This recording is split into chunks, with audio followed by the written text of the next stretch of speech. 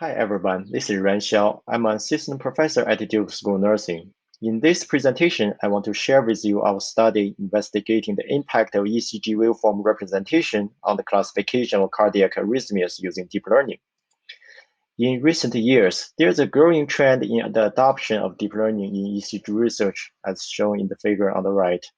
There are many factors in the decision process of deep learning model development, but there is still scanty knowledge available on the impact of different factors on deep learning modeling, leaving the selection of these factors quite arbitrary in many studies.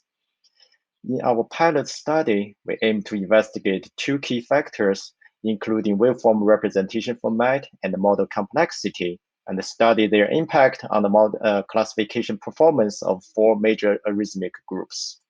Two of the most used representation formats for ECG include the 1D vector representation and 2D image representation. As you can see in this animation here, two representation formats do provide different information for the model training. So in our study, we investigated these two representation formats. We further investigated the impact of model complexity by using a standard convolutional neural network with comparison to a more complex network based on ResNet.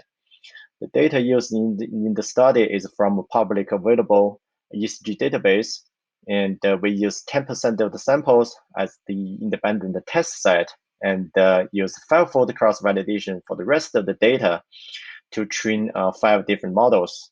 And the classification task is to classify between 4 rhythmic groups, including AFib, supraventricular tachycardia, sinus bradycardia, and the sinus rhythm.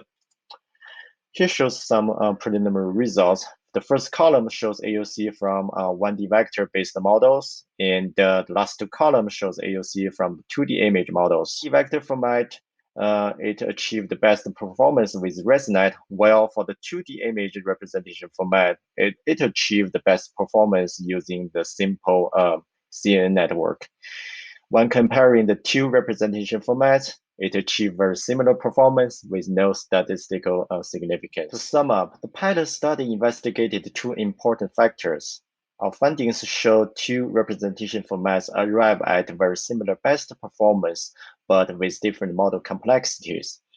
It indicates the potential impact of the interactive effect of different factors on the model performance.